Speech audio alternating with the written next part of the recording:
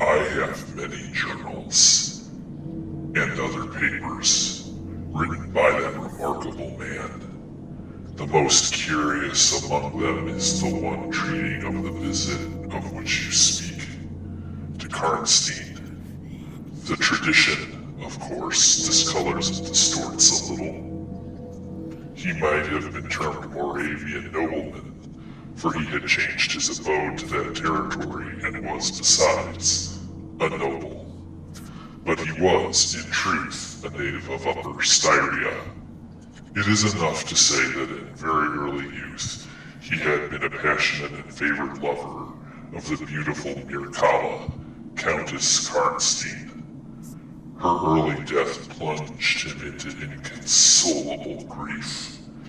It is the nature of vampires to increase and multiply, but according to a certain ascertained and ghostly law. Assume, at starting, a territory perfectly free from that pest. How does it begin, and how does it multiply itself? I will tell you. A person, more or less wicked, puts an end to himself. A suicide, under certain circumstances, becomes a vampire. That specter visits living people in their slumbers. They die, and almost invariably, in the grave, develop into vampires. This happened in the case of the beautiful Mircalla, who was haunted by one of those demons. My ancestor, Wardenberg, whose title I still bear, soon discovered this, and in the course of studies to which he devoted himself, learned a great deal more. Among other things, he concluded that suspicion of vampirism would probably fall, sooner or later, upon the dead countess who in life had been his idol. He conceived a horror, be she what she might, of her remains being profaned by the outrage of a posthumous execution. He has left a curious paper to prove that the vampire, on its expulsion from its amphibious existence, is projected into a far more horrible life, and he resolved to save his once beloved Mircalla from this. He adopted the stratagem of a journey here, a pretended removal of her remains, and a real obliteration of her monument. When age had stolen upon him, and from the veil of years he looked back on the scenes he was leaving, he considered, in a different spirit, what he had done, and a horror took possession of him.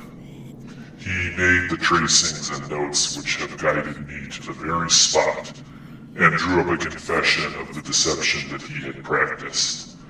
If he had intended any further action in this matter, death prevented him, and the hand of a remote descendant has, too late for many, directed the pursuit to the lair of the beast.